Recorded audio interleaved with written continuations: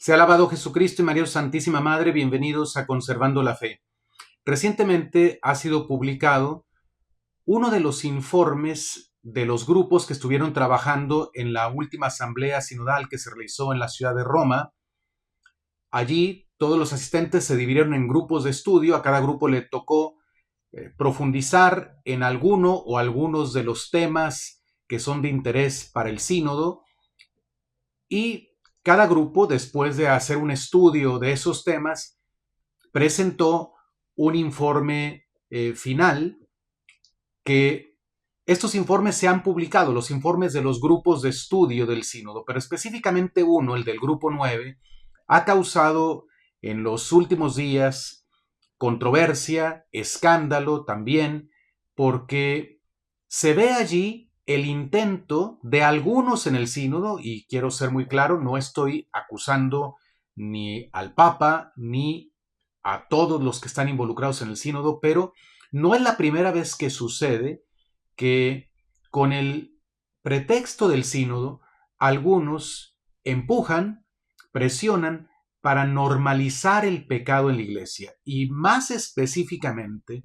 para normalizar el pecado de la sodomía, o sea, los actos sexuales entre personas del mismo sexo. No me refiero aquí a la atracción o la inclinación hacia el mismo sexo, no me refiero a eso.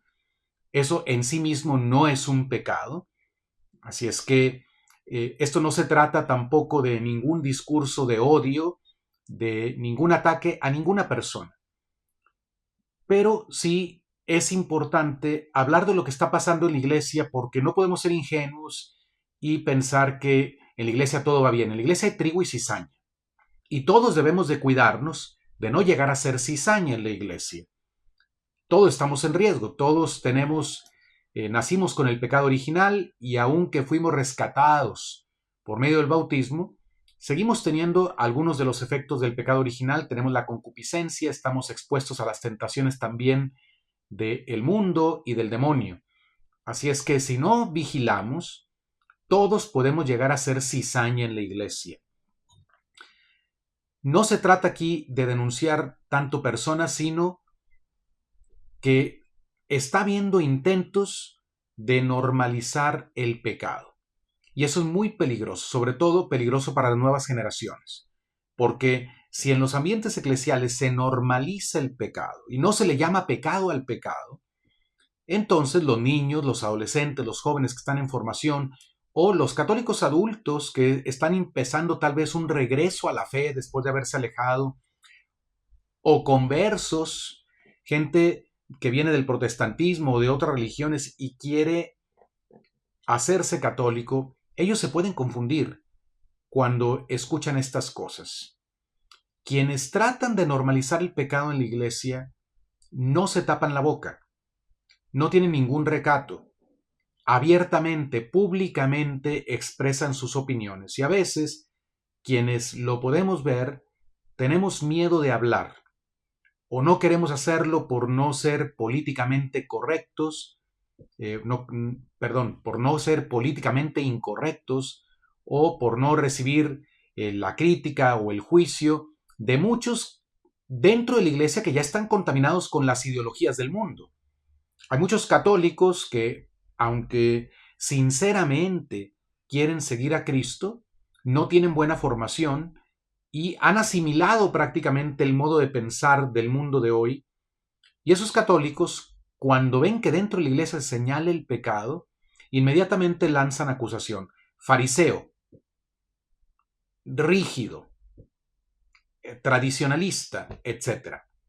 Se están usando en la iglesia a veces las mismas estrategias que se usan en la sociedad civil para callar ciertas voces contrarias a las del establishment. Por ejemplo, una de esas estrategias que funciona bastante bien es etiquetar. Si alguien defiende la vida del no nacido, lo etiquetan de misógino. Odia a las mujeres. Por eso se expresa así. Por eso no está de acuerdo con los supuestos derechos de las mujeres. Si alguien quiere expresarse a favor del matrimonio como Dios lo mandó y como Dios lo instituyó, entre varón y mujer, una unión para toda la vida, lo acusan inmediatamente de homofóbico o de transfóbico. Y así, una vez que a la persona se le pone la etiqueta, todo mundo piensa, este sujeto no es digno de ser escuchado, su opinión no cuenta. ¿Por qué? Porque esta persona habla no con base en la verdad, sino basado en el odio que tiene hacia cierto grupo de personas. Por lo tanto, esa voz está descartada. Y funciona bastante bien. También que luego ya mucha gente no quiere hablar de lo que está convencida porque no quiere ser etiquetado de esa manera. Bueno, algo semejante está pasando lamentablemente en algunos ambientes eclesiales.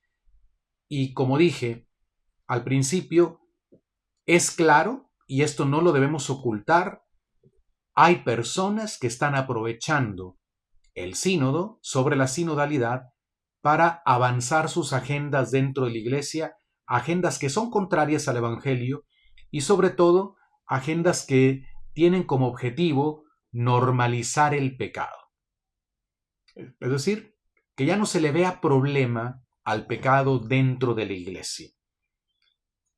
Bueno, pues les voy a presentar los párrafos de ese documento y luego les voy a presentar algunas reacciones y algunas opiniones personales también, pero espero que todo esto les sirva para darse cuenta de lo que está pasando en la iglesia, sobre todo para saber cómo reaccionar. Es importante hablar de estos temas. Miren, a veces algunas personas preguntan, ¿por qué hablar de lo negativo que pasa en la iglesia? ¿Por qué no hablar de lo positivo?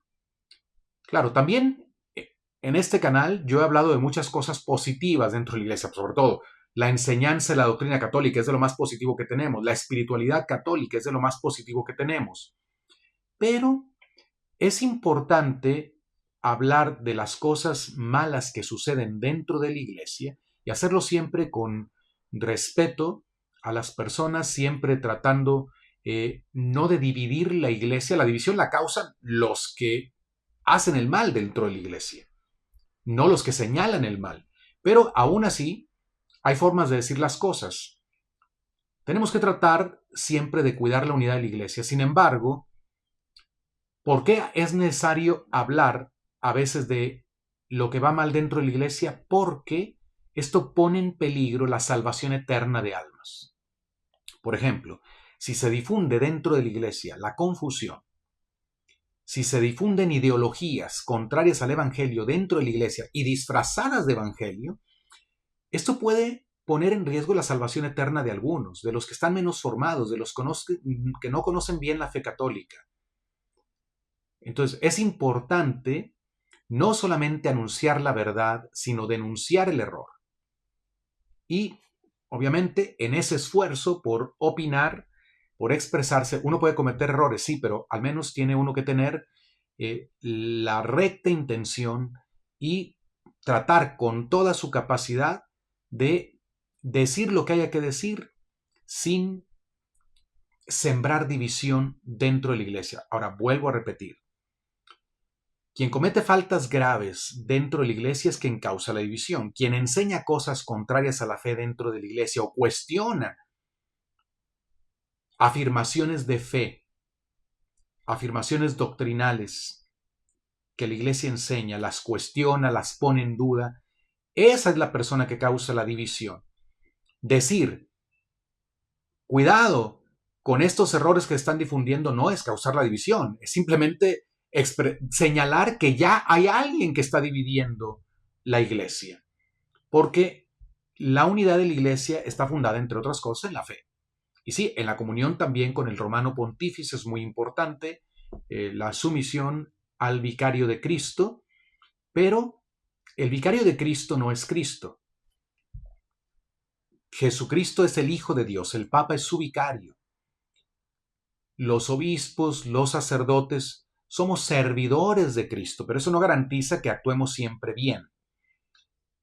De hecho, la vida de los mismos apóstoles nos confirma que el haber sido elegidos por Cristo para ser apóstoles no los hizo perfectos.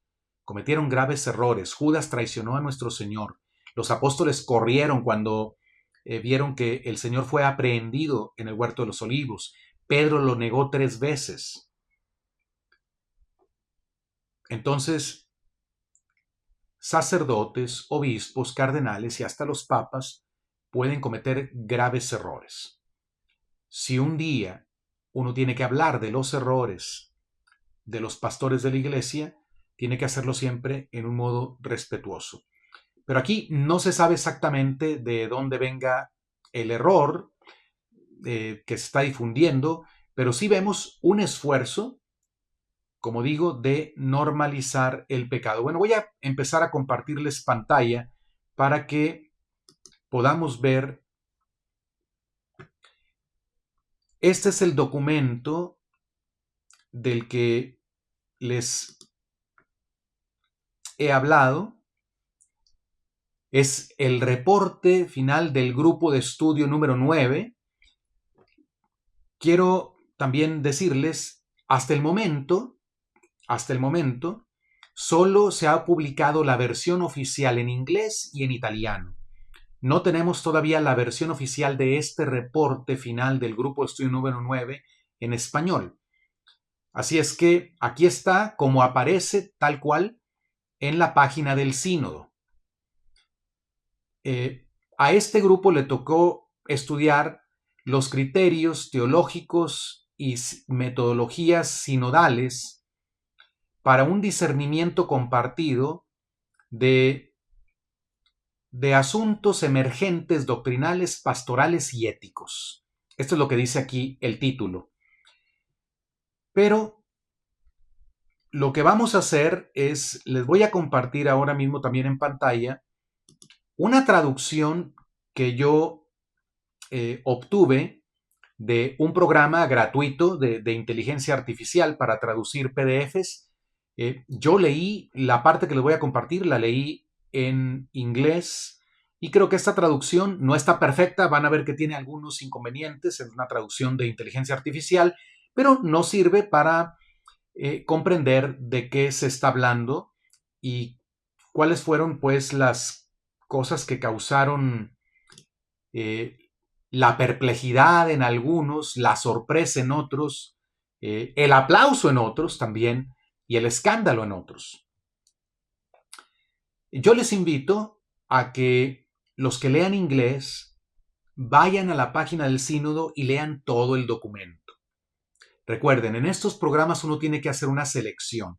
Así es que no quiero que se queden con lo que yo comparto aquí en pantalla nada más. Por favor, yo los invito a que ustedes profundicen por ustedes mismos. No se queden con lo que yo les diga nada más. No lo hagan con ningún canal. Siempre traten ustedes de hacer su esfuerzo para formarse ustedes mismos. Yo les digo, ¿dónde está el documento? En la página oficial del sínodo. Está en inglés y en italiano. Si cualquiera de ustedes puede descargarlo. Si no hablan inglés o no hablan italiano, pueden usar algún programita gratuito como el que yo usé para tener la traducción al español. Al menos es una traducción, aunque imperfecta, de todos modos da una idea de lo que trata el documento. Pero mi recomendación es que lo lean completo. ¿Ok? Yo por cuestión de tiempo no puedo aquí compartir todo el documento completo con ustedes, leérselos completo. Vamos a compartir solo estos párrafos. Ahora, ¿cuál fue el asunto que causó el asombro, la perplejidad, la sorpresa, la indignación o el escándalo? Pues que en este grupo de estudio se incluyeron 2 testimonios de parejas del mismo sexo. El subtítulo, aquí estoy presentándoles la traducción hecha con inteligencia artificial. El subtítulo es Hacia el ejercicio sinodal del discernimiento en las iglesias locales. 2 temas emergentes hoy. Es el punto número 3 del documento que les presenté al principio. Ahora, voy a irme directamente a los párrafos porque tengo mucha información que compartirles. Dice, experiencias de personas de fe con atracciones hacia el mismo sexo. Para ofrecer perspectivas útiles para el discernimiento sinodal sobre la experiencia vivida de creyentes con atracciones hacia el mismo sexo dentro de la comunidad cristiana, es esencial primero aclarar lo que está en juego. Con esto en mente y conscientes del paradigma establecido para abordar este tema, que es sin duda de importancia fundamental en la vida y el ministerio de la Iglesia, nos hemos puesto en actitud de escuchar 2 testimonios. Se trata de dos historias profundamente personales seleccionadas entre las numerosas contribuciones que recibimos sobre este tema emergente. Bueno, lo que está en juego, es muy importante aclarar lo que está en juego. Cualquiera que tenga una formación católica sólida va a saber que lo que está en juego es la salvación de las personas. Eso es lo que está en juego. La salvación eterna de las personas que experimentan estas atracciones hacia el mismo sexo. Últimamente, es lo que está en juego para cada uno de nosotros, nuestra salvación eterna. ¿Ok? Todos somos pecadores, todos. No creamos que los únicos pecados son los actos homosexuales. No. También la envidia, también la mentira, también el chisme, también el robo, también el fraude, también el no amar a Dios sobre todas las cosas, también el faltar el respeto a los padres. ¿Ok? Entonces, no solamente los pecados sexuales, pero todos somos pecadores y lo que está en juego es la salvación eterna nuestra. Pero, al menos yo no encontré, si alguien lo hace, agradezco que se mencione esto.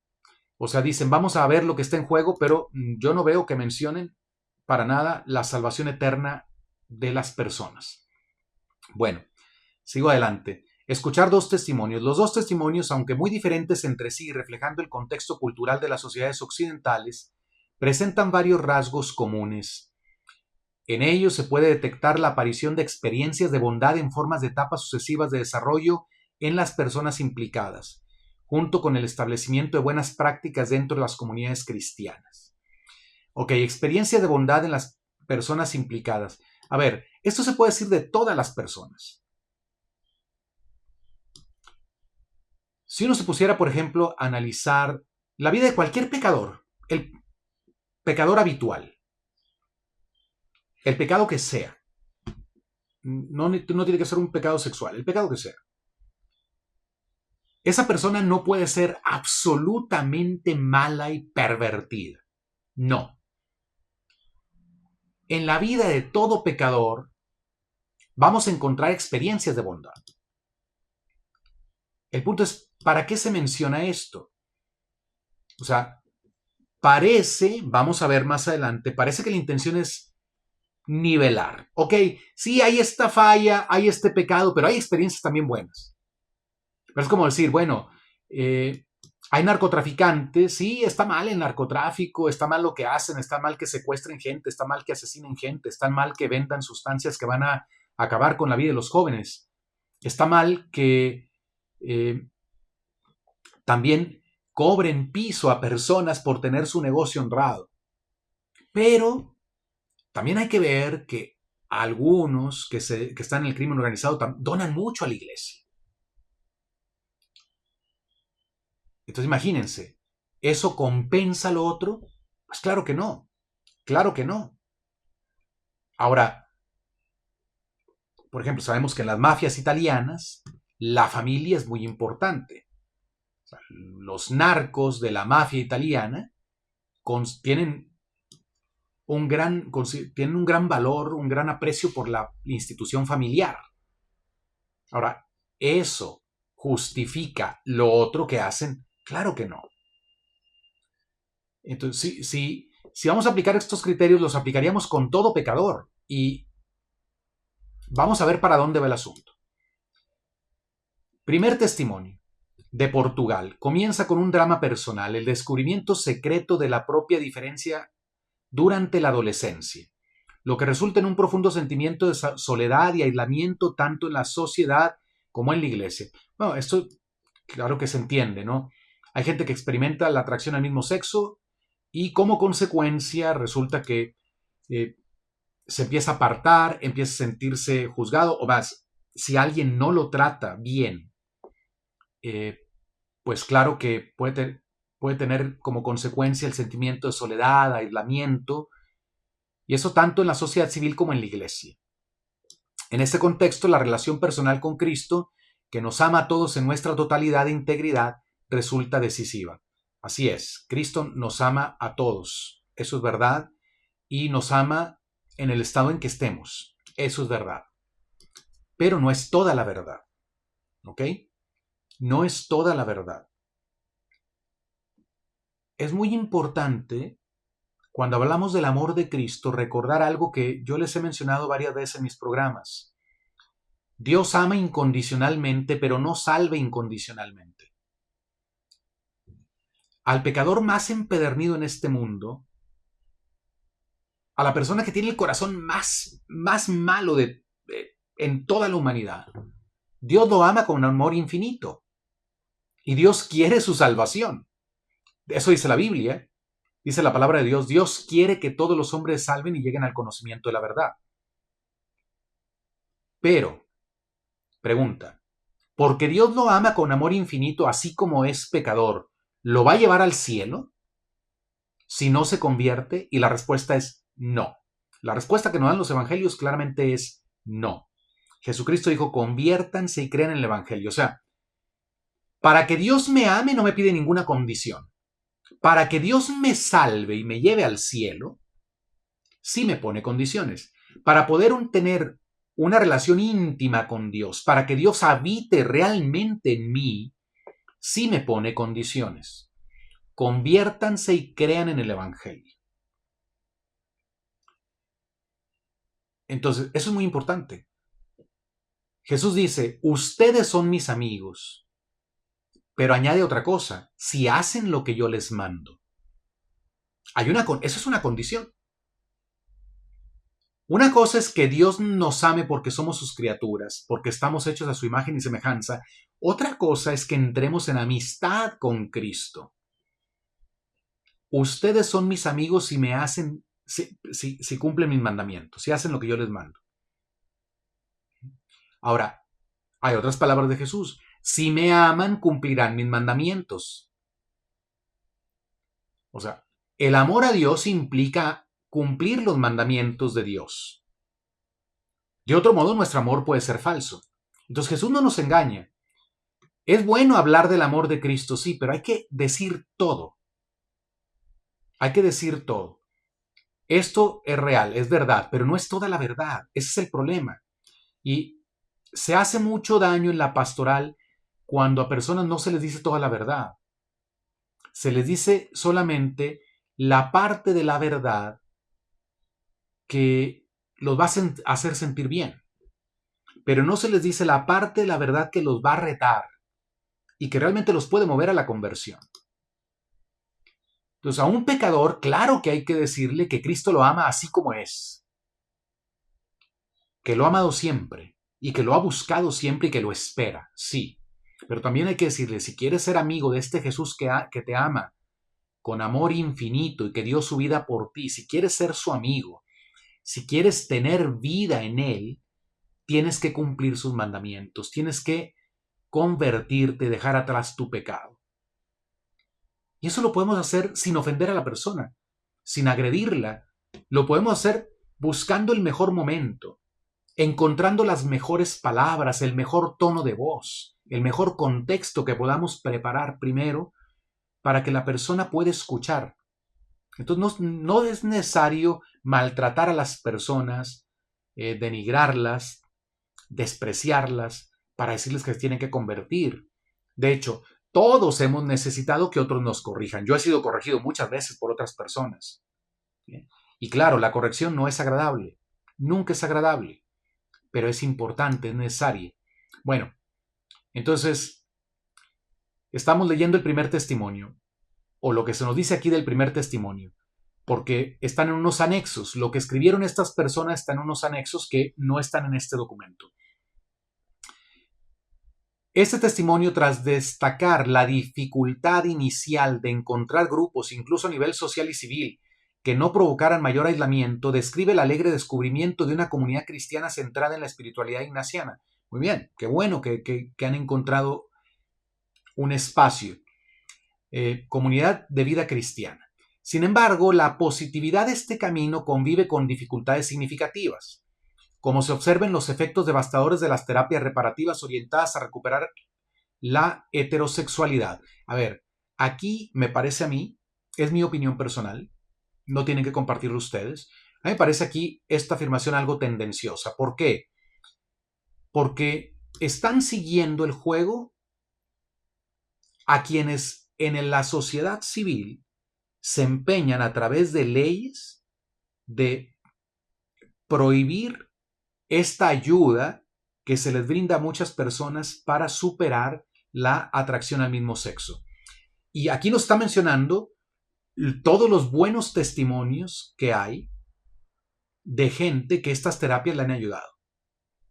En la sociedad civil hay personas que han superado la atracción al mismo sexo con la ayuda de ciertas terapias y dan conferencias, pero donde quiera que quieren hablar o que los invitan a hablar, inmediatamente los militantes de ya se imaginan cuáles lobbies se movilizan para prohibir que esa persona se presente en tal lugar, en tal ciudad,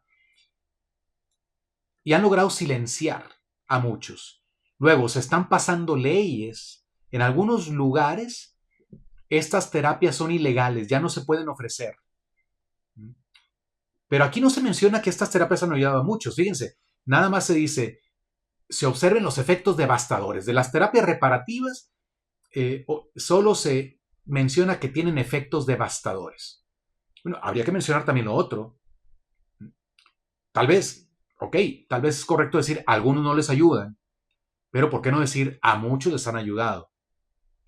Bueno, y luego dice, y en los consejos contradictorios recibidos, desde quienes sugieren que el matrimonio con una mujer para encontrar la paz, hasta quienes por el contrario invitan a la persona a no dejar zonas oscuras u ocultas en su relación con Cristo.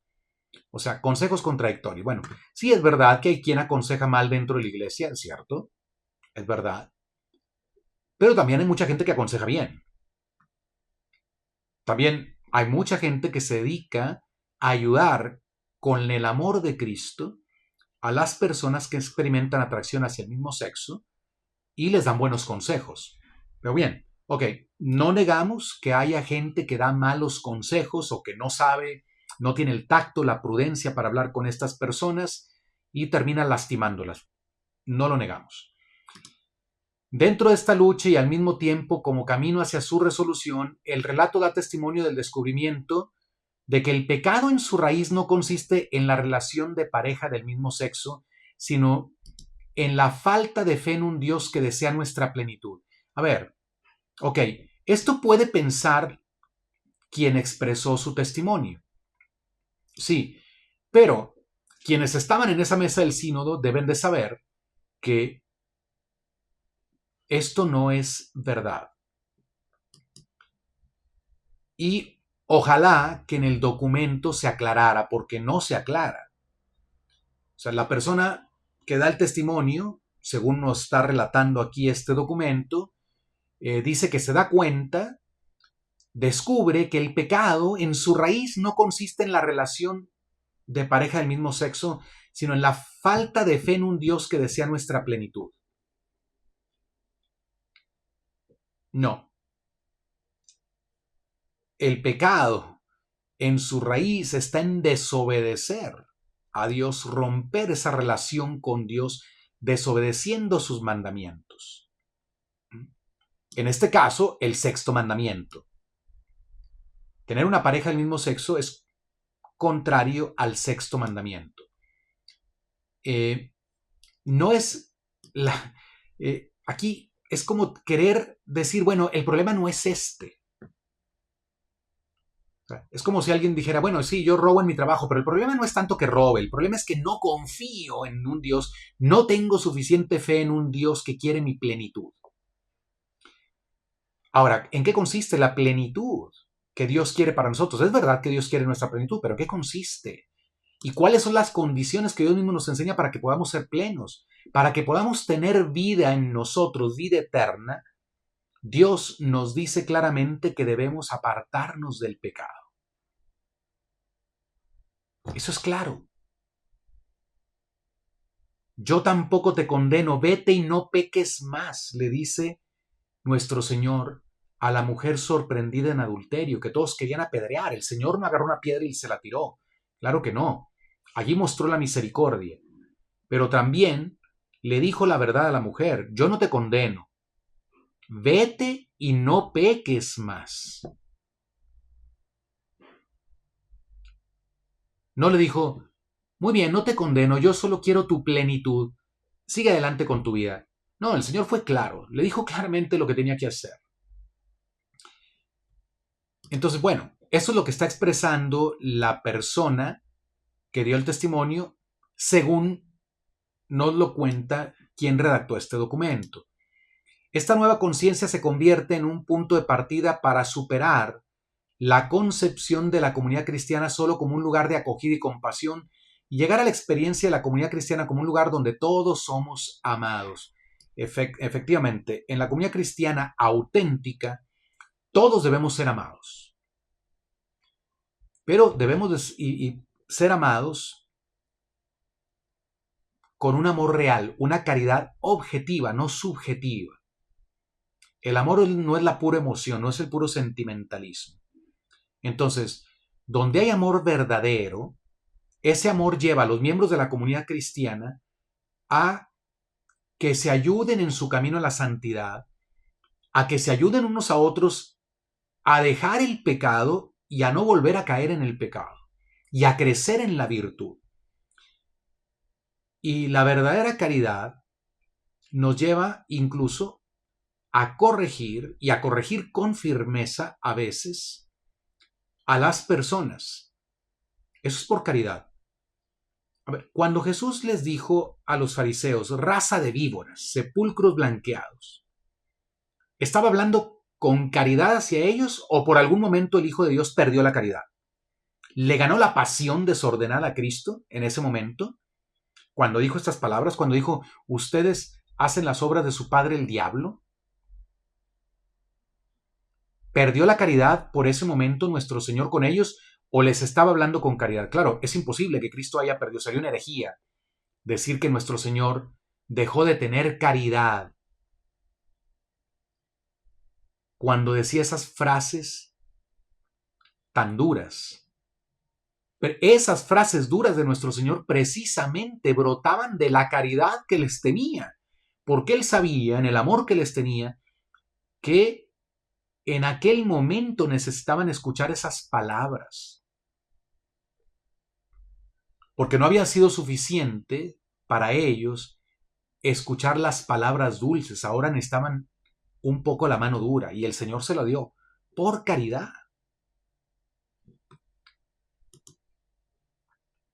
El segundo testimonio de Estados Unidos destaca cómo el actual punto de llegada del protagonista es el fruto de un largo camino de fe que ha articulado oración, terapia, una comunidad capaz de brindar apoyo. La presencia de la comunidad cristiana, en este caso, está marcada tanto por luces como por sombras, pero ha resultado decisiva. El testimonio describe primero la problemática pertenencia a un grupo católico, Courage. Y aquí van a hablar mal de un movimiento que ha hecho mucho bien, de un apostolado que ha hecho mucho bien a muchas personas que tienen atracción al mismo sexo. De verdad, digo, sería bueno que en el sínodo se aclarara eso, o quienes escribieron este documento aclararan, porque esta es la opinión obviamente de la persona que está dando el testimonio. Y se menciona aquí específicamente el apostolado de Courage. Ellos tratan de ayudar a gente que tiene atracción al mismo sexo, pero de ofrecerles una ayuda que esté en sintonía con la moral católica, con la doctrina católica. Y mucha gente ha recibido gran apoyo de este apostolado. Entonces, si la persona que da el testimonio tuvo una mala experiencia en Courage y lo menciona, y quienes escriben este documento deciden poner el nombre de ese apostolado, creo yo también deberían de poner, de incluir en el mismo documento, aparte, una nota que ese apostolado a muchas personas con atracción al mismo sexo les ha hecho mucho bien. Pero bueno, esta persona dice, se describe, el primero tuvo una pertenencia a un grupo católico, Courage, que al promover la terapia reparativa tuvo el efecto de separar la fe y la sexualidad. Nuevamente, aquí se trata de poner en mal las terapias reparativas, o sea, para que no se ayude a quien tiene atracción al mismo sexo a salir de esa atracción. Ahora miren, este es mi punto de vista. Precisamente son los apostolados que dejan a la persona en el pecado, que no la llevan a una sincera conversión, que solo lo hacen sentir bien, pero nunca le dicen que se tiene que convertir, son esos apostolados los que separan fe y sexualidad. ¿Por qué? Porque la verdadera fe implica la obediencia de la fe. El verdadero amor a Cristo implica cumplir sus mandamientos. La verdadera amistad con Cristo implica hacer lo que Él nos manda. Entonces, hacer creer a una persona que tiene mucha fe, mientras con su sexualidad puede seguir ofendiendo a Dios o faltando al sexto mandamiento, pues eso es separar fe y sexualidad, no lo otro. Pero bueno, seguimos adelante. Por otro lado, relata cómo el estudio de la teología permitió la apertura de nuevos horizontes para una interpretación contextual de la Biblia, superando lecturas tradicionalistas o incluso fundamentalistas.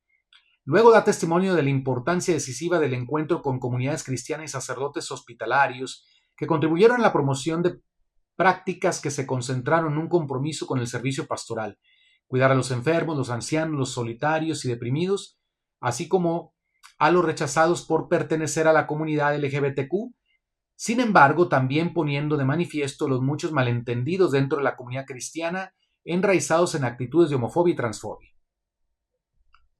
En última instancia, este testimonio subraya cómo la comunidad cristiana en sus niveles local y universal puede representar un lugar decisivo de curación e inclusión a través de prácticas de acogida y hospitalidad.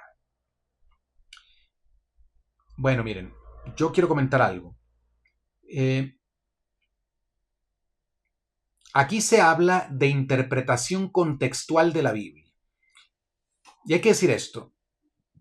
Una estrategia también que usan los que quieren normalizar el pecado dentro de la iglesia es inventarse nuevas interpretaciones de textos bíblicos que claramente le llaman pecado al pecado. Para decir, bueno, realmente no se quiso decir eso, realmente no es palabra de Dios esto, realmente son los prejuicios humanos del autor que escribió esto. Porque hay textos clarísimos en la Escritura que hablan de la inmoralidad, de la sodomía, de los actos sexuales entre personas del mismo sexo. Y como no pueden borrar la Biblia, a lo que recurren es a nuevas interpretaciones basadas en nuevos avances de la ciencia, nueva crítica textual, en la nueva crítica histórica, crítica de la redacción, crítica de las formas, etc. Para llegar a decir últimamente que realmente lo que está escrito en la Biblia no es palabra de Dios, no es lo que Dios piense realmente. Y luego, la otra estrategia es estos calificativos homofóbico, transfóbico, a gente que dentro de la iglesia simplemente le quiere llamar pecado al pecado. No que ataque a las personas.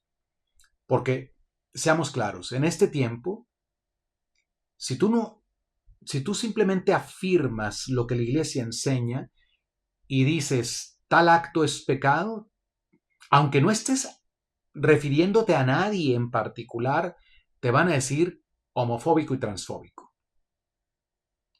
O te van a decir misógino.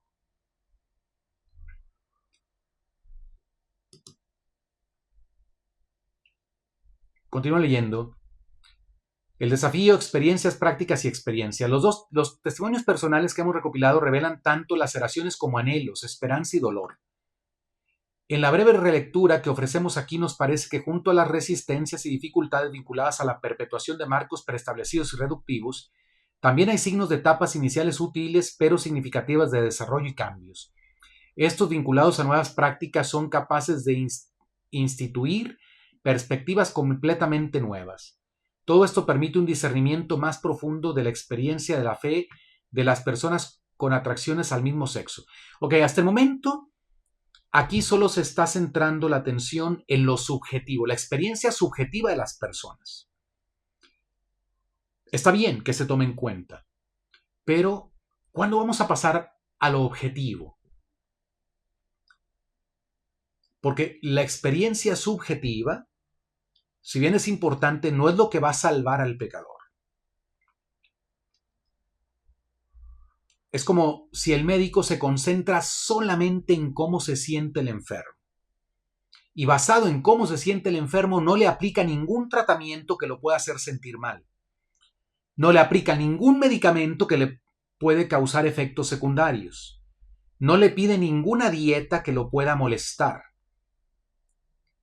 No le hace ninguna cirugía, aunque sea necesaria, que le va a causar dolor y molestias e incomodidades. Si el médico solo se concentra en cómo se siente el enfermo y en hacer que el enfermo se sienta bien, sin quitar la causa de su malestar, que es la enfermedad, el médico no está haciendo buen trabajo. Tú prefieres un médico que te diga: usted necesita este tratamiento o necesita someterse a esta cirugía para quedar sano, aunque no te guste lo que te diga el médico. A un médico que te oculte cuál es tu problema y te oculte cuál es la solución y te diga: bueno, mira, tómate esta pastillita y se te va a quitar el dolor. Entonces muchos, al tratar estos temas, los que quieren normalizar el pecado dentro de la iglesia, solamente van a querer que todos pongamos atención en cómo se sienten las personas. Pero nunca van a querer que pongamos la atención en qué es lo que Dios dice, qué es lo que Dios le pide al pecador, qué es lo que objetivamente le hace bien al pecador, aunque tal vez temporalmente le va a causar dolor. Con respecto a las resistencias, limitándonos a las que emergen de las experiencias vividas que hemos compartido, queremos destacar lo siguiente: la soledad, la angustia y el estigma que acompañan a las personas con atracción hacia el mismo sexo y a sus familias, no solo en la sociedad, sino también dentro de la iglesia. Esto a menudo está vinculado a la tentación de ocultarse en una vida doble. Dentro de esta visión problemática se encuentran las posiciones expresadas en la presión para someterse a terapias reparadoras, o aún más gravemente, en el consejo simplista de entrar al sacramento del matrimonio. De todo ello surge la pregunta sobre las raíces de actitudes así, que resisten reconocer la condición real de las personas: soledad, falta de esperanza e incluso depresión. Otro elemento de dificultad encontrado en las experiencias que oímos es la separación desintegrante entre la fe y la sexualidad. Pasando a algunos de los puntos positivos que presagian un cambio de perspectiva y se establecen como etapas iniciales capaces de fomentar desarrollos adicionales tanto en las prácticas como en la experiencia. Aquí nos gustaría destacar los siguientes aspectos clave: la estabilidad de una relación afectiva saludable, que permite compartir perspectivas de vida, convicciones éticas y fe. A ver, están hablando aquí de una relación sodomítica. ¿Cómo puede ser saludable algo que daña el alma, algo que pone en riesgo la vida eterna? Esto aquí ya no están hablando los que dieron su testimonio. Esta es ya reflexión del grupo de estudio y nos invita a ver los elementos positivos. Es que esa es la estrategia. Cualquier pecado que quieras justificar, puedes usar esta estrategia y te va a resultar. El pecado que sea. Si se trata de una persona que roba, bueno, vamos a pensar no tanto en el robo en sí mismo, vamos a pensar en cómo se siente, por qué roba. Tal vez tiene hambre, tal vez ha sufrido injusticias, tal vez otros le robaron a él, Tal vez está desesperado por mantener su familia. Tal vez está hasta el cuello con las deudas. Y todavía tiene que soportar que gente le diga que el robo está mal. Es que esto nos puede resultar para llegar a justificar cualquier falta a cualquiera de los 10 mandamientos de la ley de Dios. Entonces, lo único que hay que ver no es cómo se siente la persona. Ahora, esto de ver lo positivo, una relación, estabilidad de una relación afectiva saludable. Entonces, la estabilidad repara el pecado que se comete en esa relación.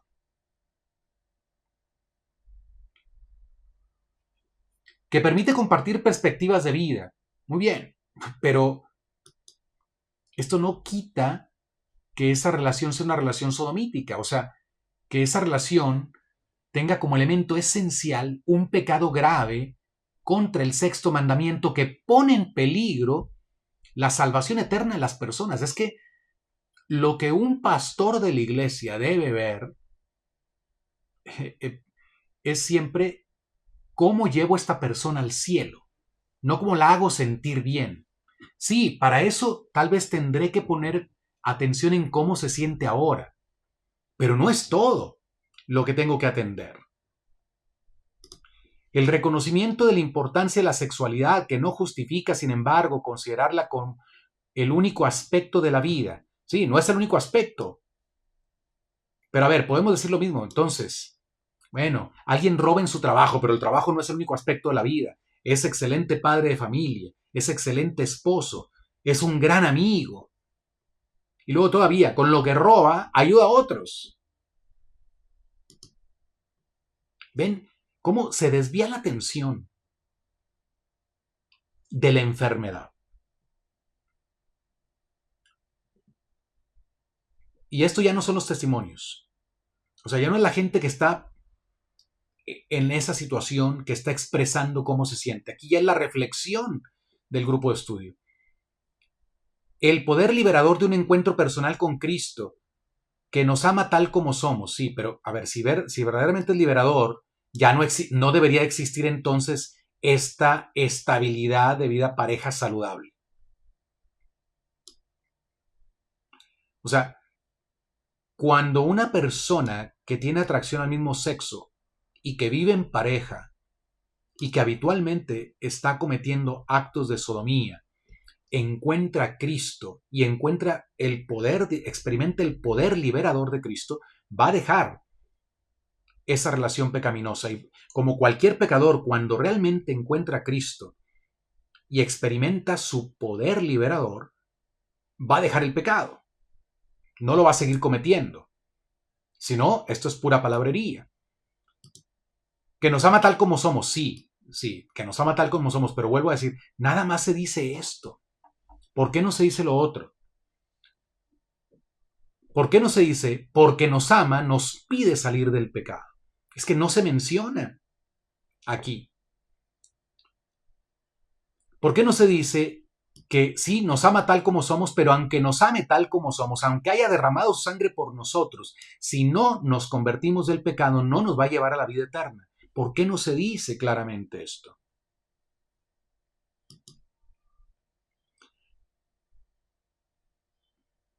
¿Por qué solo se mencionan algunos aspectos y no todo? Porque parece que hay la intención de normalizar el pecado. La autoaceptación ligada al profundizar de la fe y a la participación activa y servicio dentro de la vida de la comunidad cristiana y la contribución específica a una teología capaz de abrir una lectura contextual y hermenéutica de la Biblia. O sea, lo único que hacen aquí es este grupo de estudios darnos razones para que veamos como positiva la situación de personas que están viviendo en pareja del mismo sexo y habitualmente faltando al sexto mandamiento. Ahora, esto no es para ayuda de las personas. Al final, esto no termina en ayudarlas, termina en dejarlas en su pecado.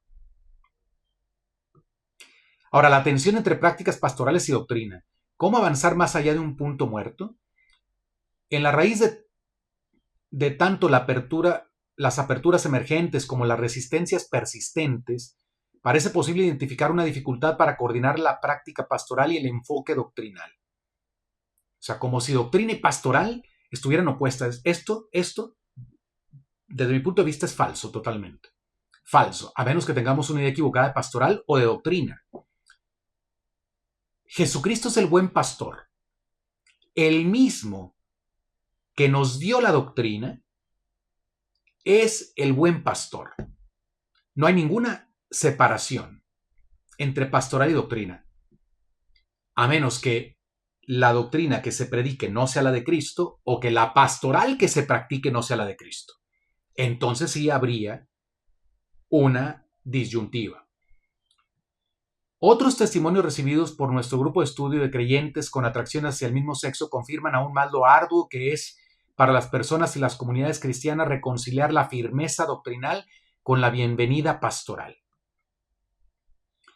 Estas posiciones polarizadas, a menudo consideradas irreconciliables, producen por un lado un sufrimiento profundo, laceraciones personales y experiencias de marginación o vidas dobles para los creyentes con atracciones hacia el mismo sexo. Por otro lado, dentro de la vida de la Iglesia desencadenan conflictos, oposiciones y controversias aparentemente incurables entre quienes reafirman principios innegociables en nombre de la verdad y quienes, aunque de diferentes maneras, enfatizan las demandas de comprensión y amor misericordioso. Estos conflictos, aunque a menudo silenciados, no dejan de estar activos. ¿Cómo podemos superar este punto muerto? No se trata de idear una estrategia para ocultar dificultades reales o de forzar la aparición de una nueva doctrina. Se trata de partir de la escucha de experiencias y fomentar prácticas pastorales y eclesiales de conocimiento mutuo, colaboración, inclusión y diálogo entre los creyentes. Porque es solo de esta manera, a la luz de la experiencia vivida y compartida del Evangelio dentro de la comunidad cristiana, que se puede discernir y promover el bien inscrito en las experiencias y prácticas. Lo que está en juego, como se comprende claramente, es la separación del modelo teórico que deriva la praxis de una doctrina empaquetada, aplicando principios generales y abstractos a las situaciones concretas y personales de la vida. La tarea, por tanto, es redescubrir una circularidad fecunda entre teoría y praxis, entre pensamiento y experiencia, reconocimiento que la reflexión teológica misma parte de las experiencias de un bien inscrito en el sensus fidei fidelium, o sea, el sentido de fe de los fieles. Eso significa sensus fidei fidelium. Las preguntas que siguen están destinadas a fomentar las prácticas y el discernimiento del sínodo que deben ponerse en práctica dentro de las comunidades cristianas, cuyas consecuencias no pueden anticiparse con fórmulas preestablecidas. Ahora, a ver, es claro aquí, esta es mi opinión personal, pero creo que la comparten otros, que se está tratando de marginar la atención a la doctrina. O sea, lo único que hay que hacer es poner atención a cómo las personas se sienten, pero no tanto a la doctrina, porque quien quiere poner atención a la doctrina, todas las referencias a la doctrina están acompañadas de algo negativo. Doctrina empaquetada, aplicando principios generales abstractos a situaciones concretas y personales de vida.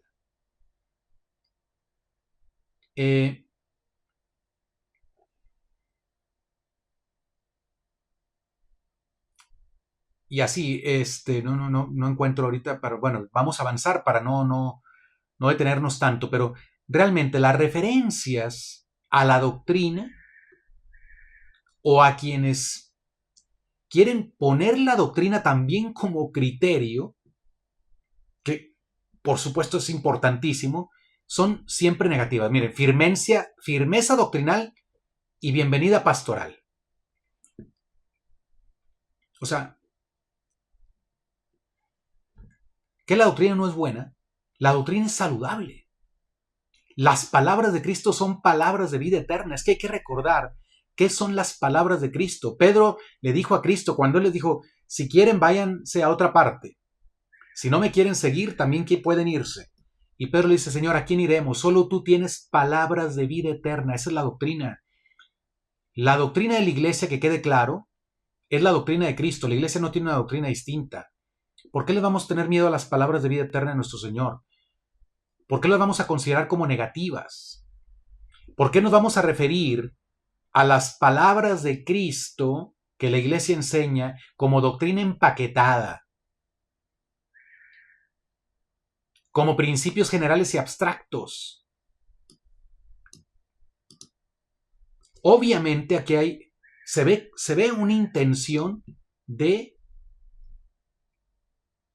llevarnos a todos, o al menos a quien lee este documento, a una actitud de decir, no pongamos atención a la doctrina, no pongamos atención a los textos bíblicos ni a los textos magisteriales que pueden iluminarnos para saber cómo ayudar verdaderamente a estas personas. O sea, los textos bíblicos y los textos magisteriales que nos dicen que hay que sacar a las personas del pecado. No, eso no. Bueno,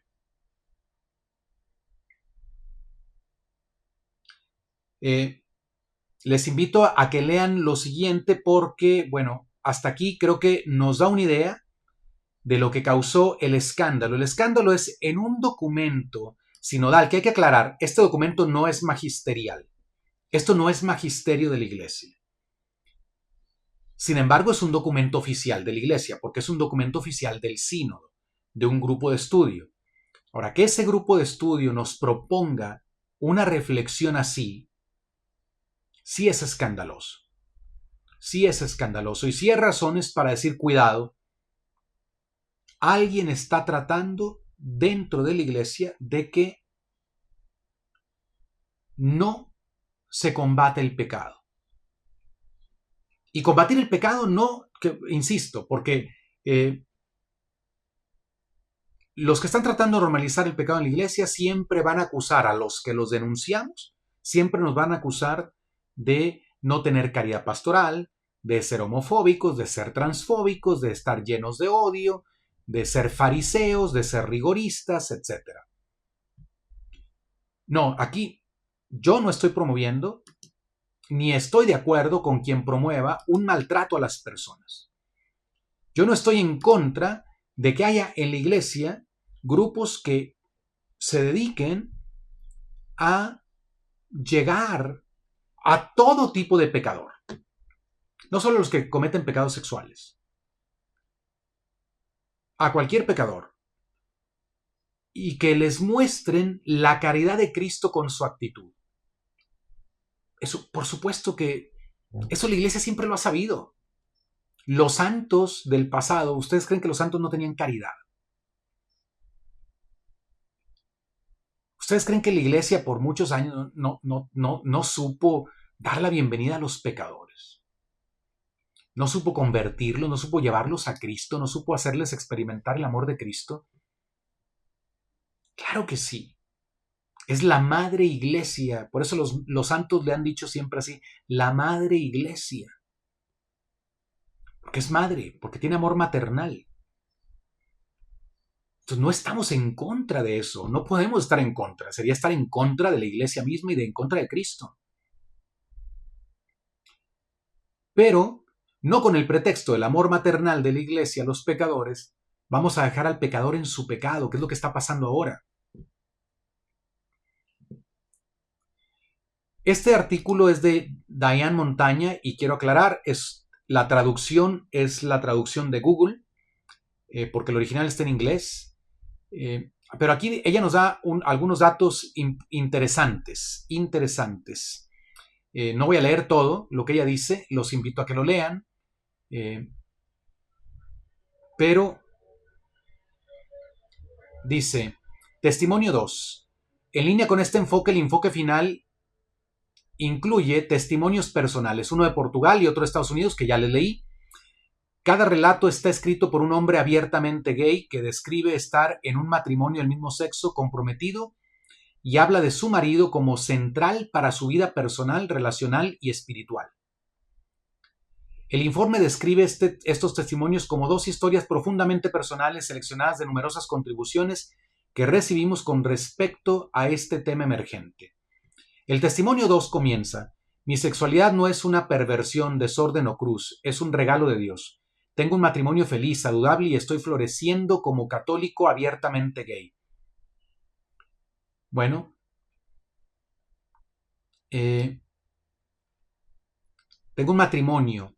A ver, no tiene un matrimonio. Si se refiere a su unión del mismo sexo, esta persona no tiene un matrimonio. Saludable, feliz, tampoco, porque ¿cómo va a ser algo feliz una situación que te puede privar eternamente del cielo? En todo caso, podría hablarse de una alegría pasajera, pero no es verdadera felicidad. Menos saludable. En la tradición católica, esa palabra salud o saludable en los textos litúrgicos tradicionales se refiere a la salvación eterna, a lo que hace bien para la vida eterna, para el alma. Entonces no puede ser saludable. El autor continúa. Aquí nos está presentando esto de los anexos, que vuelvo a repetir, estos anexos no están en el documento. Lo que yo les leí es el documento oficial, pero ahí no están los anexos. Yo descargué el documento y no encontré los anexos. Pero bueno, esta reportera los tiene y dice, el autor continúa. Entré en mi primera relación entre personas del mismo sexo cuando tenía 28 años. La relación fue difícil a veces, pero crecí. Aprendí a ser menos egoísta y a renunciar al control y me di cuenta de que soy más la persona que Dios me está llamando para estar dentro de una relación que fuera de una relación. O sea, Dios lo llama a estar en una relación del mismo sexo. Esto es imposible. Es imposible.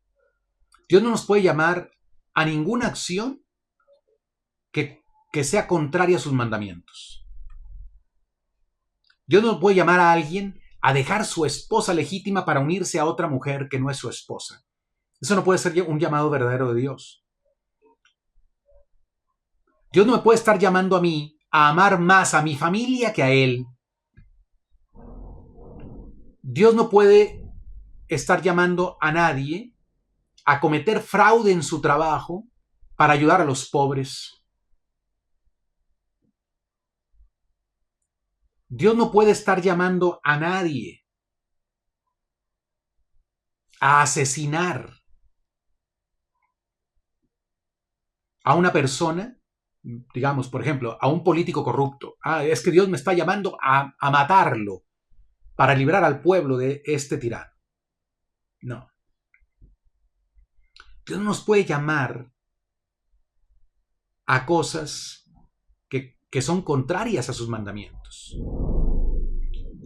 Entonces les pongo este texto, este pasaje de Dayan Montaña, porque es parte del testimonio que se incluyó en los documentos del sínodo.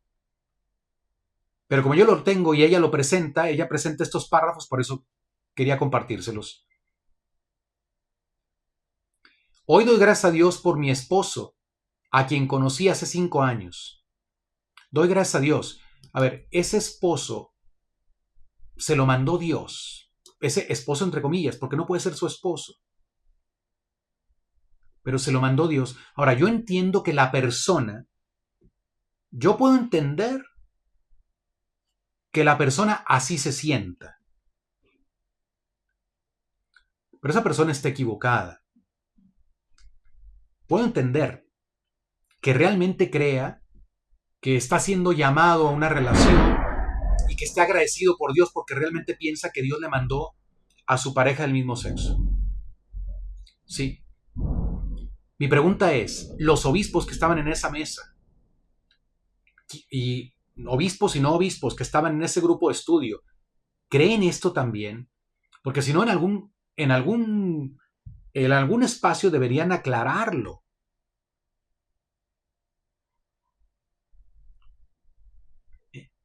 Porque así como está correcto, o bueno, como por estrategia, digamos, está bien escuchar cómo se siente y qué piensa una persona que está en una situación así, perfecto, lo escuchamos. Pero también la otra parte que hay que escuchar es lo que la iglesia enseña, precisamente lo que ellos no quieren escuchar, porque le llaman firmeza doctrinal, porque le llaman doctrina empaquetada. Entonces, esto no es ideología. Lo que esta persona piensa o lo que esta persona siente no es ideología, no es confusión. Pero la doctrina católica es doctrina empaquetada. Son principios abstractos. Entonces, mi problema realmente, mi reacción, no es contra esta persona que escribió su testimonio. Comprendo que se pueda sentir así. Pero esa persona está confundida. Todavía no ha conocido la verdad de Cristo, obviamente. Todavía no ha tenido un verdadero encuentro con Cristo, obviamente. Y quienes lo están ayudando, hasta el momento no lo han hecho bien o no han logrado el objetivo todavía. ¿Ok? Pero mi problema, mi reacción es con los del grupo de estudio, que presentan este testimonio pero no aclaran la postura católica en el mismo documento. Entonces dice, es un inmigrante en la pareja. La pareja dice, él ha sido la mayor fuente de aprendizaje y gracia en mi vida. ¿Aprendizaje y gracia? Bueno, habría que ver cómo dice en el inglés, ¿ok? Pero bueno, es un inmigrante, sufre racismo como hombre negro y ha estado sobrio durante 7 años. Nuestra vida juntos se siente como un milagro. Aunque lo tiene difícil con la religión institucional, a menudo me desafía a crecer en mi relación con Dios. Nos gusta bromear diciendo que Él es espiritual, pero no religioso. Mientras que yo puedo ser religioso, pero no espiritual. Nos complementamos mutuamente y la fe es una parte viva de nuestro matrimonio. Aunque tiendo a ser escéptico y pragmático, Él irradia esperanza y visión. No sería quien soy como persona o como discípulo de Cristo sin Él. Estamos orgullosos de construir nuestra familia juntos. O sea, él piensa que no puede ser verdadero discípulo de Cristo sin estar en esa relación sodomítica con esta persona. O sea, esta persona está confundida. Yo siento compasión por esta persona, necesita ayuda. Está en la confusión. Yo no lo condeno por sentirse así. Pero esta persona claramente necesita conocer a Jesucristo realmente. Y conocer a Jesucristo significa conocer sus palabras de vida eterna, su verdad, no sentimentalismo.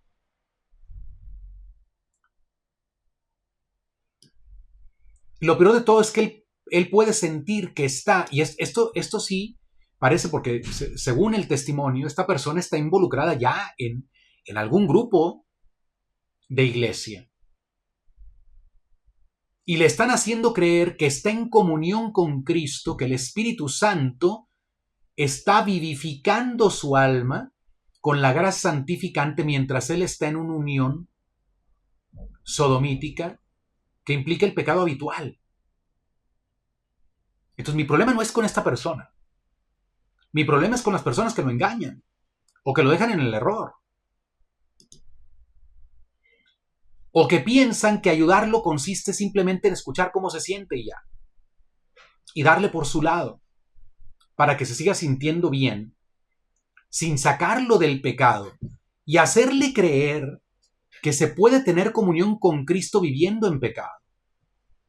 Es una injusticia lo que estas personas están haciendo con él y con estas dos personas. Mientras que ambos testimonios critican las terapias de conversión, el testimonio 2 menosprecia específicamente a aquellos involucrados con Courage, la institución de la que les hablé, del apostolado católico. El autor escribe, mi primera exposición a grupos en la iglesia que se ocupan de homosexualidad comenzó cuando era un estudiante de maestría encerrado en la Universidad de Notre Dame. Para otros, yo era un católico recientemente convertido y fundamentalista que salía con mujeres, pero estaba devastado por mi atracción por el mismo sexo. Me uní a Courage, un apostolado que trabaja con aquellos que sufren de atracción por el mismo sexo. El grupo vino por sugerencia de un terapeuta de conversión que conocí para lidiar con mi condición. Asistir a las reuniones de Courage me hizo poco para ayudar a mi desarrollo espiritual y psicosexual. La reunión era secreta y oculta, las personas que conocí estaban solas, desesperadas y a menudo deprimidas. Bueno, esto no necesariamente es culpa de Courage.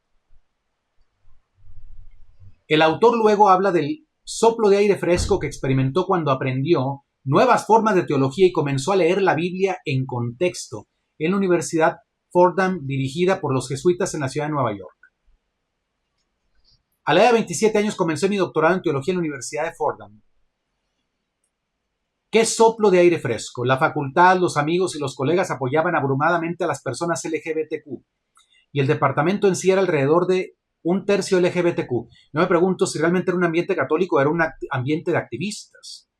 Aprendí nuevas formas de teología que me ayudaron a aceptarme a mí mismo como un hombre gay creado a imagen de Dios. Leer la Biblia en contexto me hizo darme cuenta de que las interpretaciones tradicionalistas tienen poco que decir sobre las relaciones contemporáneas que dan vida entre personas del mismo sexo. Empecé a tomar en serio mi experiencia y las experiencias de otras personas LGBTQ como la visita de la obra de Dios en desarrollo. En Fordham salí y comencé el arduo trabajo de curación espiritual e integración. O sea, él dice que ahí aprendió una nueva teología. Esa nueva teología, a mí me da la impresión de que no es católica realmente.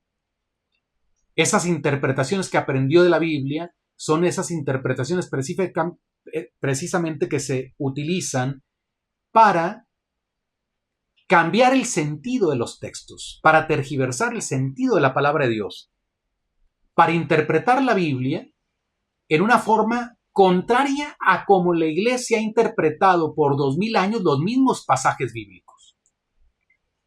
Seguramente es lo que aprendió esta persona. O sea, en último término, aprendió una exégesis bíblica y una teología, disque teología y disque exégesis bíblica, que lo llevaron a no llamar pecado al pecado. Yo no culpo a esta persona por haber tenido esta experiencia. Yo culpo a quienes le ha enseñado mal. Qué terrible, qué terrible. Y qué terrible que en muchos contextos, colegios católicos, grupos juveniles, movimientos y grupos parroquiales, eclesiales, estén haciendo lo mismo con personas que sufren atracción al mismo sexo. Los confunden de la misma manera, porque estas ideologías no crean que todavía solamente están en la Universidad de Fordham. Están en muchos lados.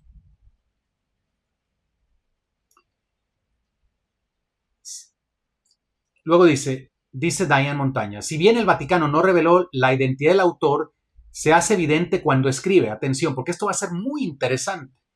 Estos datos que nos da Diane Montaña. Me involucré en el ministerio y liderazgo LGBTQ, primero en mi parroquia y más tarde con el outreach en Fortunate Families de America Media, un grupo con sede en Lexington, Kentucky. Con ayuda de personas capaces de ofrecer una bienvenida sin prejuicios, me sentí escuchado por la iglesia y que mi presencia importaba. O sea, este outreach es el apostolado del padre James Martin. ¿Ok? Ténganlo en cuenta. Los sacerdotes, incluso un obispo, me animaron a continuar con mi trabajo. Empecé a escribir para los medios nacionales, me convertí en un defensor público de los católicos LGBTQ y trabajé con comunidades católicas de todo el mundo. Mi primer libro, Ministerio Católico LGBTQ, Pasado y Presente, trazó el movimiento para la atención pastoral católica de LGBTQ en los Estados Unidos. A ver, un hombre que vive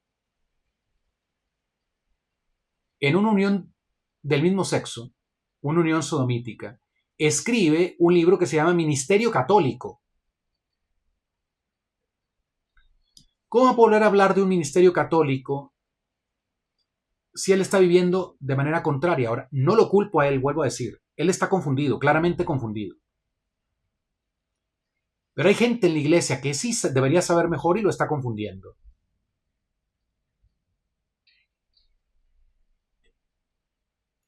Ahora, vamos a ver. Una simple búsqueda en internet indica que el Ministerio Católico LGBTQ pasado y presente es de Jason Stadel. No sé cómo se pronuncia este apellido, discúlpenme. Jason Stadel. E incluye un prólogo del padre James Martin, sacerdote jesuita. Entonces, aunque no se menciona la identidad, el autor dice que escribió este libro. Y buscando en internet, cualquiera puede darse cuenta quién escribió este libro. Jason Stadel. Ahora, aquí el punto no es señalar a esta persona, sino más bien vincularlo con este sacerdote, James Martin. Otra búsqueda indica que Jason Stadel era el hombre que aparece en el artículo del New York Times publicado el 21 de diciembre de 2023, un día después del lanzamiento de Fiducia Supplicans, en el que aparece junto al hombre descrito como su marido durante una bendición impartida por el padre James Martin. ¿Ok? O sea, esta foto. Uno de ellos dos, probablemente él, ¿verdad? Porque dice que su pareja es de raza negra. Entonces, aquí.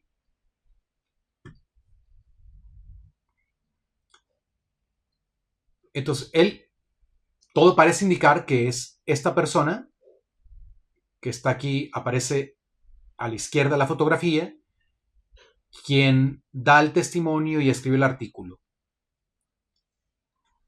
Al día siguiente de Fiducia Supplicans, James Martin hace alarde de que ya bendijo a esta pareja.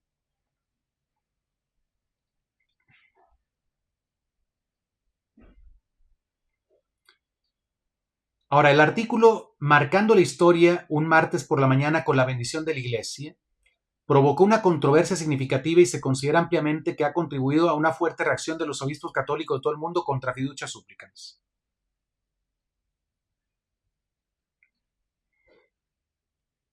Bueno, vamos a ver, no puedo leer todo.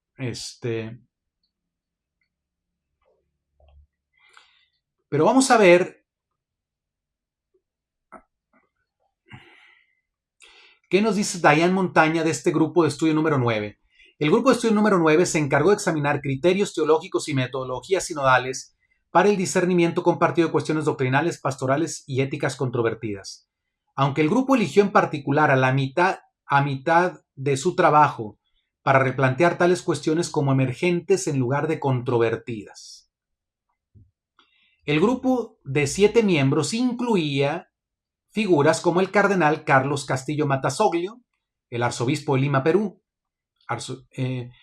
el arzobispo filipino Iannone, prefecto del dicasterio de obispos, y el teólogo moral italiano, el padre Maurizio Chiodi, profesor del Pontificio Instituto Teológico Juan Pablo II para las Ciencias y Matrimonio y la Familia desde el 2019. Una figura controvertida, el padre Chiodi, ha argumentado que los actos sexuales dentro de una relación homosexual pueden ser buenos en ciertas circunstancias. Entonces, bueno, más o menos nos da una idea, estos personajes más o menos nos da una idea de por qué nos han presentado este reporte final con estos testimonios sin decir todo lo que hay que decir del tema. Entonces, si este padre Chiodi, que estaba allí y que es teólogo, maestro, catedrático en el Instituto Juan Pablo II para la Familia, ya ha argumentado que en ciertos casos pueden ser buenos los actos sexuales entre personas del mismo sexo.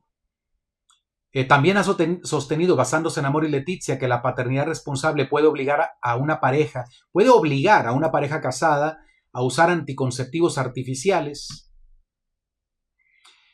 El informe final de 30 páginas, originalmente escrito en italiano, pero también disponible en inglés, se lee muy como uno de los... como si fuera una de las conferencias del padre Chiodi, que plantean la posibilidad de que haya desempeñado un papel destacado en su redacción. O sea, de esto no podemos estar seguros. Sabemos que él estaba allí, pero dice Diane Montaña, este informe final se parece a alguna de sus conferencias.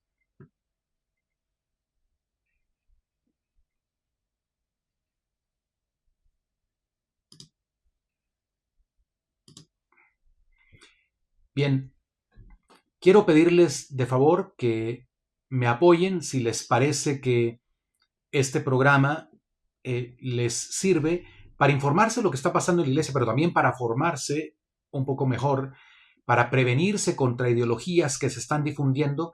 Ayúdenme a que este video llegue a más personas. Para eso, muevan algunos botoncitos ahí en sus dispositivos, denle like al video en este momento, por favor. También asegúrense de que su botón de suscripción en la plataforma de YouTube diga suscrito. Si no dice así tal cual suscrito, dale un clic para que te suscribas. Si ya dice suscrito, no lo toques porque te vas a desuscribir. Invita a otras personas a que se suscriban al canal. Esto mueve los algoritmos y hace que YouTube promueva más mis contenidos ante otros usuarios que no saben que existe mi canal Conservando la Fe en esta plataforma. También, si quieres seguir mi página, aquí está, padrejuanrazo.com, una página personal donde puedes encontrar recursos para tu formación católica.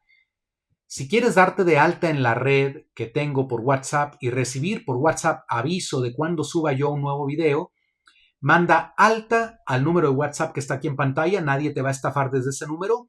Es seguro. Es el único número de Conservando la Fe. Anótalo bien. Manda alta. Te va a llegar un mensaje automático pidiendo tu nombre y de dónde nos contactas, no tu dirección física, sino de dónde, porque no queremos una red de gente anónima. Y una vez que nos respondas, te daremos de alta y recibirás los mensajes que yo comparto con quienes se dan de alta en mi red y recibirás aviso cada vez que yo suba un nuevo video. Si quieres apoyar mi apostolado, quieres apoyar mi trabajo, te parece que no solamente merece que le des un like, sino ayudarme a sostener lo que implica para mí estar aquí en las redes sociales. Mi trabajo es gratuito, pero los medios que yo ocupo para ofrecerte esos programas no son gratuitos para mí. Tecnología, programas, recursos que yo necesito para prepararme, para poder presentarte esta información. Si quieres ayudarme, manda al mismo número de WhatsApp, quiero apoyar. Manda ese mensaje y yo te diré cómo me puedes hacer llegar una ayuda y te lo agradezco muchísimo. Gracias de verdad a los que lo han hecho, porque gracias a ustedes sigo aquí y gracias a los que me quieran apoyar. Que Dios los bendiga. Bueno, miren, para no hacer muy largo este programa, les iba a compartir las opiniones de 2 cardenales y de un obispo, pero lo haré en un programa posterior. Por ahora quiero compartirles mi opinión. ¿Por qué he decidido hacer este programa para ustedes? Porque miren, si a niveles altos de jerarquía vemos lamentablemente que hay gente contaminada de ideologías y gente no solamente contaminada de ideologías, sino militando por ideologías dentro de la iglesia, al punto de que no es la primera vez que se usa el sínodo para avanzar estas agendas y para normalizar el pecado, ciertos pecados. Por cierto, los pecados que más se tratan de normalizar en nuestro tiempo, y de hecho hay que estar alerta, son los pecados contra el sexto mandamiento. O sea, hay mucha conciencia, por ejemplo, de denunciar el robo, el fraude, la injusticia contra los pobres, el maltrato a los migrantes. Y qué bueno que haya esa conciencia, ¿no? Qué bueno que haya esa denuncia de esos pecados. Pero cuando se trata de pecados sexuales, como la doctrina moral católica choca directamente con el mundo en este tema, con el espíritu del mundo, hay como un complejo de inferioridad en muchos católicos, o hay una contaminación ideológica ya en muchos católicos, y de manera que ya no piensan en estos temas como debería de pensar un cristiano, sino que piensan como piensa la gente del mundo. Y entonces ya no les parece pecado lo que es pecado, aunque digan que tienen fe, aunque tengan cargos importantes. Es que hay obispos que han expresado posturas así, hay cardenales que han expresado estas posturas. Entonces la normalización del pecado, según mi punto de vista, se está dando específicamente en los pecados contra el sexto mandamiento. Más concretamente, fornicación. O sea, se trata de como hacer creer que esos pecados no son tan graves que te pueden privar de la vida eterna. Es verdad que no son los pecados más graves, es verdad.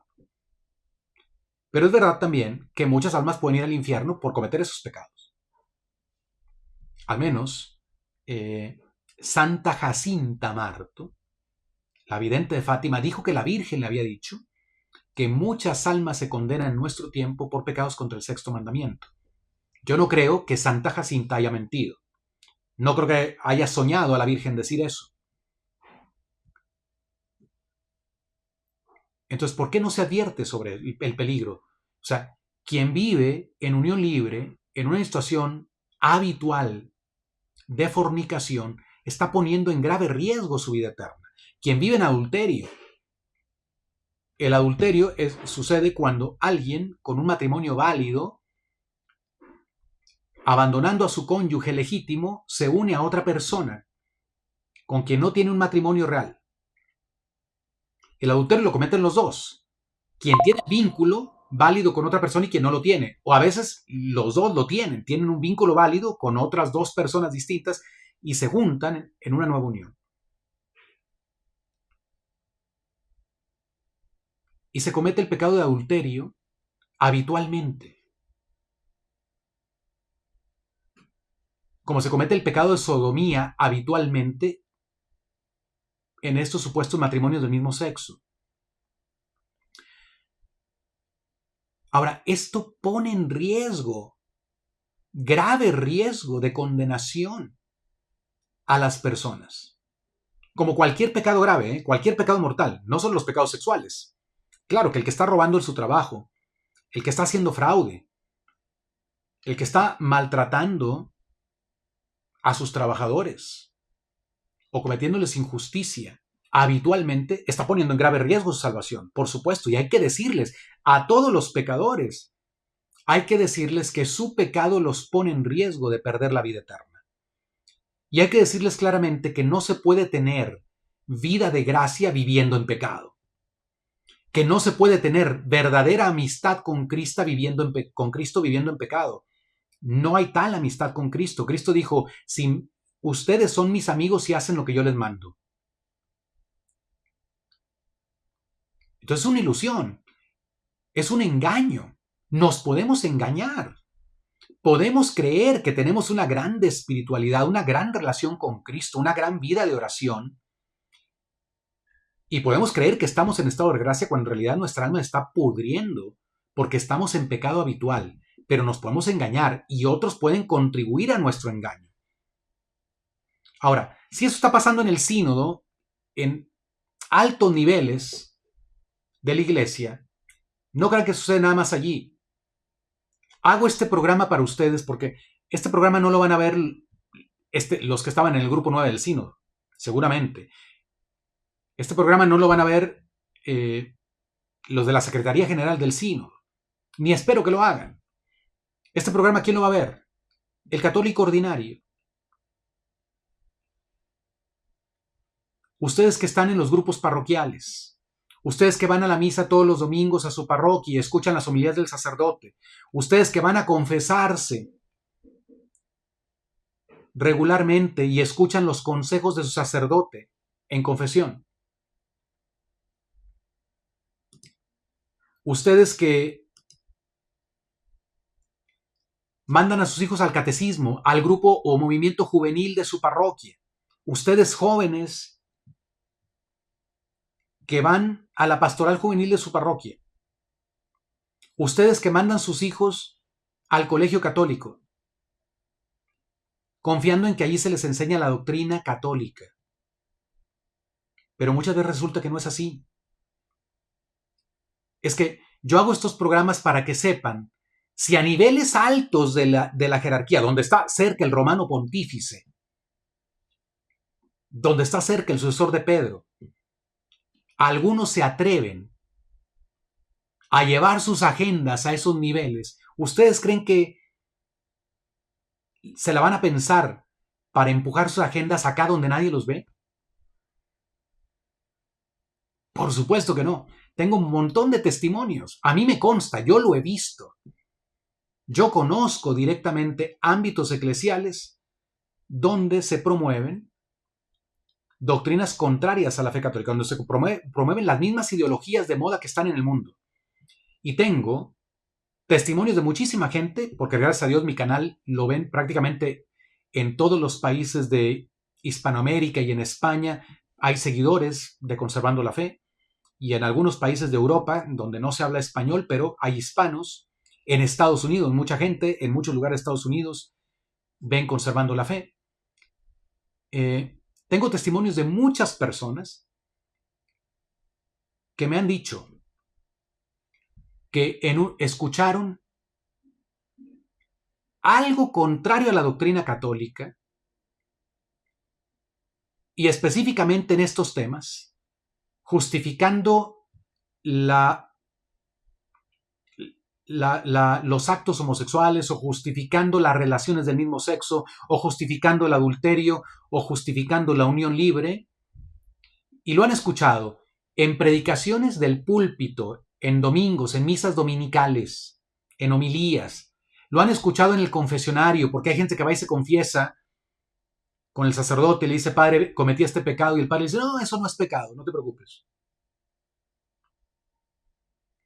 Tengo testimonios de gente que en el colegio católico, la religiosa o el religioso, el sacerdote del colegio católico les enseñó a sus jóvenes o a sus niños que tal acción ya no es pecado, que no tenemos que considerarlo así.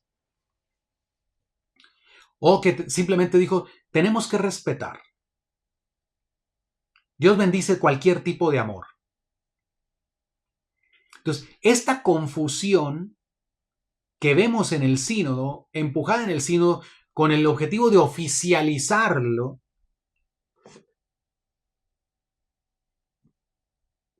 ya está en muchos lugares. Y no podemos ser ingenuos, queridos hermanos. Entonces, no digo esto para sembrar duda o una mala actitud con respecto al sínodo. No, yo estoy diciendo, hay quienes están usando el sínodo para esto. No estoy diciendo, el sínodo es esto. Estoy diciendo, hay quienes están usando el sínodo para empujar sus agendas. Como el sínodo nos ha llamado a que se escuchen todas las voces, y yo por eso estoy hablando tranquilamente, porque en la iglesia sinodal todas las voces se supone que son valiosas, son dignas de ser escuchadas. Todas las opiniones se tienen que escuchar con respeto. Entonces, bueno, lo tomamos. Pero hay algunos que están usando esto no para enseñar más claramente la doctrina católica, no para predicar con más contundencia las palabras de vida eterna de nuestro Señor Jesucristo, no para llevar las almas a la vida eterna, sino para llevar el pensamiento del mundo al seno de la iglesia, para convencernos de que las ideologías que circulan en el mundo tienen la razón y el evangelio no tiene la razón, y la iglesia no tiene la razón. Por eso tenemos que cambiar. Por eso la insistencia en nuevo paradigma, nuevo paradigma, nuevo paradigma, nueva teología, nuevas interpretaciones bíblicas, nueva exégesis bíblica. Todo tiene que ser nuevo, claro, para poder justificar el llegar a afirmar cosas que los santos jamás hubieran afirmado. Incluso que los santos abiertamente combatieron. Entonces, ¿qué hay que hacer? Primero, darnos cuenta de que en la iglesia hay trigo y cizaña. Darnos cuenta de que en nuestra iglesia católica, que es la iglesia que Cristo fundó, Dios está permitiendo por alguna razón, Él está permitiendo que algunos siembren confusión. No nos vamos a ir de la iglesia por eso. Estas cosas que pasan no son señal ni de que el Papa es falso, porque algunos, cuidado con esas posturas también. Mira, el Papa León, ¿cómo está permitiendo todo eso? A ver, el Papa León tiene un año apenas de Papa. Hay que darle su tiempo. Y además, él no ha causado todas estas cosas. Entonces, ni para decir que el Papa es falso, ni para romper con el Papa, ni para ofender al Papa, como si fuera el culpable de todos los pecados de toda la iglesia, ni para desconfiar de la iglesia católica e irse a otra parte, No. Pero sí tenemos que darnos cuenta, esta es la iglesia de Cristo y el Señor advirtió que la iglesia sería sacudida. Por eso aquel episodio de la barca zarandeada por las olas. La iglesia sería sacudida, está siendo sacudida. Y el agua del mar está metiéndose a la barca. La barca no se va a hundir. No se va a hundir. Aquí hay que quedarnos en esta barca, pero hay que permanecer fieles a lo que la iglesia ha creído siempre. No caer en estas trampas. En el fondo, el objetivo, ¿cuál es? Es que ya no se le llame pecado al pecado. Porque, ¿qué es lo que busca Satanás con sus engaños? Mantenernos en el pecado. Porque, ¿qué es lo que priva a la persona de la vida eterna? El pecado.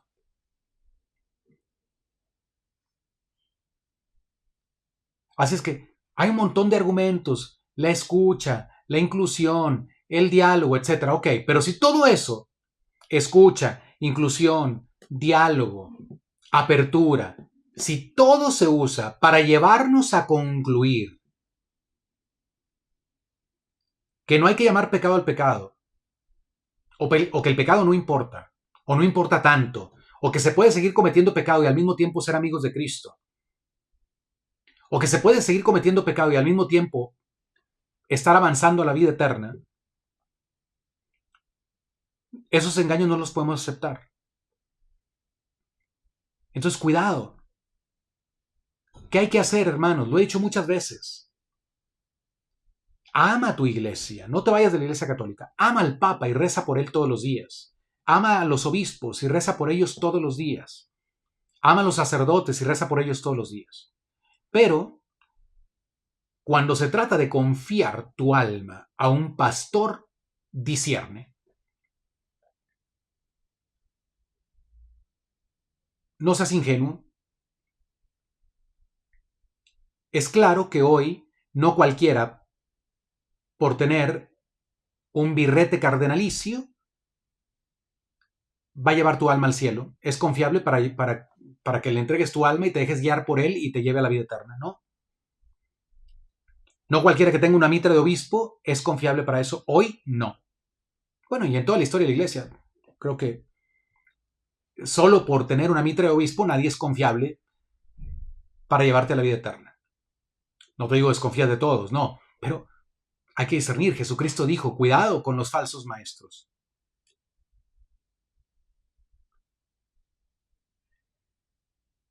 Jesucristo lo anunció.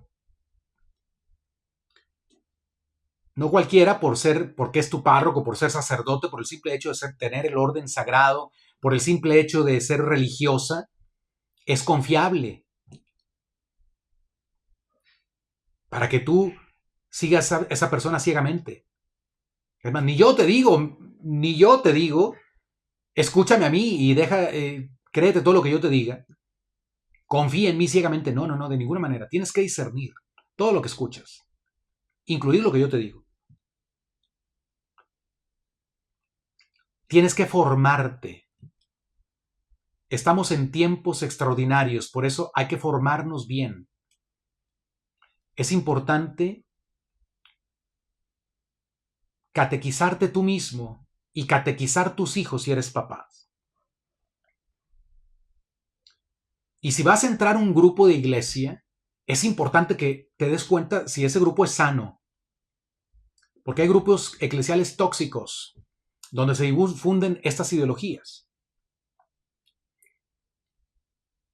Donde con el pretexto de la inclusión y del escucha y del diálogo y del sino y todo, se deja a las personas en su pecado. Donde se ataca a quienes denuncian a los que quieren normalizar el pecado. O a quienes simplemente quieren recordar las enseñanzas de Cristo que la iglesia siempre ha sostenido. Si estás en un grupo así, salte de ahí. No te salgas de la iglesia católica, salte de ese grupo, de ese movimiento y búscate otro más sano. Si estás enviando a tus hijos a un grupo juvenil así, donde quien les enseña no sabe nada, o cree que sabe, pero no sabe la fe católica, sácalos de ahí. Si estás yendo a una parroquia donde el padrecito cada vez en su sermón dice una cosa rara que no te suena bien, y no porque no sea según tu opinión, sino porque sabes que no es en conformidad con la doctrina católica, ya no vayas a esa parroquia, aunque sea la que te queda más cerca. Es que ya no estamos en tiempos de ir a la parroquia que nos quede más cerca de la casa. Estamos en tiempos de ir a la parroquia, a la mejor comunidad parroquial que nos quede alrededor. Pero para poder discernir a dónde ir, necesitas estar formado, necesitas formarte. Por eso siempre les digo, léanse por lo menos, por favor, léanse por lo menos el Catecismo de San Pío X. Léanlo. Para que tengan una base para poder discernir. Cuando escuchen algo, van a, esto sí, suena bien. El Catecismo de la Iglesia Católica también, pero como es más grueso, la mayoría de ustedes, si no están acostumbrados a leer mucho, no lo van a terminar, se van a cansar, van a desistir porque es demasiado. El Catecismo de San Pío X es más breve, comienza con ese.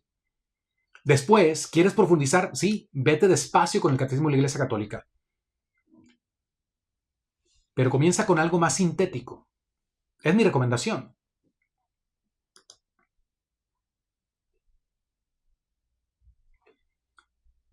Fórmense y formen a sus hijos.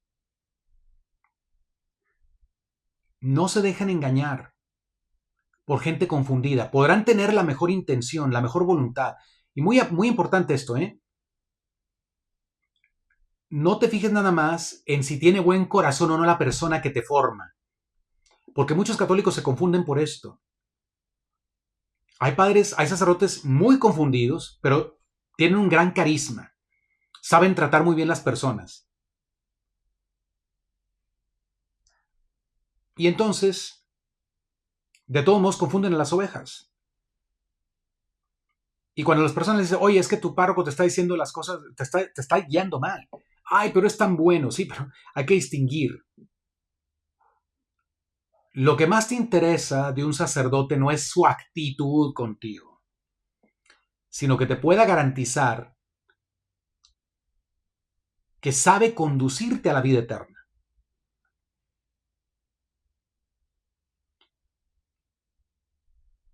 Entonces, busca en tu alrededor al sacerdote mejor formado en la doctrina. Busca en tu alrededor al sacerdote más reverente, que enseña a su comunidad también a ser reverente, para que no tengas que estar viendo cada cosa rara en la misa, cada vez que vas a misa y cada vez que tus hijos van a misa. Si sabes que estás mandando a tus hijos a un colegio católico donde les enseñan ideología, sácalos de ahí. Búscales otro ambiente más sano. A veces es mejor que escuchen ideologías en un colegio laico que en un colegio católico. No es el mismo efecto escuchar la ideología de un maestro X que de una religiosa, la monjita que da la formación en la fe en el colegio y se las da mal. Eso va a causar peor efecto en tus hijos. Entonces, por muy buenas que sean las personas que son tus agentes de pastoral, tus pastores, tu sacerdote, tu religioso, tu religiosa, si no te enseñan la doctrina de Cristo o si tratan de justificar el pecado, tienes que buscarte a alguien más para confiarle tu alma. Entonces, estamos viviendo tiempos de crisis en la iglesia. No es para espantarnos, no es para huir de la iglesia, no es para esconder la cabeza, no es para voltearnos a otro lado y hacer como si no pasara nada. No es para odiar a nadie, pero sí tenemos que reaccionar y hay que cuidar nuestra fe. Bueno, espero que esta reflexión les sirva y vuelvo a repetir, si esto está pasando en el sínodo, no seas ingenuo y no pienses que no puede estar pasando muy cerca de ti, tal vez en tu contexto eclesial. Por eso, estate atento. Si no has visto nada de esto, felicidades. Gracias a Dios. Qué bueno que no te ha tocado. Pero si lo encuentras, ten cuidado, no te dejes engañar. En el nombre del Padre, y del Hijo, y del Espíritu Santo. Amén. Dios te salve María, llena eres de gracia, el Señor es contigo. Bendita eres entre todas las mujeres, y bendito es el fruto de tu vientre, Jesús. Santa María, Madre de Dios, ruega por nosotros pecadores, ahora y en la hora de nuestra muerte. Amén. María, auxilio de los cristianos, ruega por nosotros. El Señor esté con ustedes. La bendición de Dios Todopoderoso, Padre, Hijo y Espíritu Santo, descienda sobre ustedes y los acompañe siempre. Amén. Que Dios los bendiga, conserven su fe. Hasta la próxima y que viva Cristo Rey.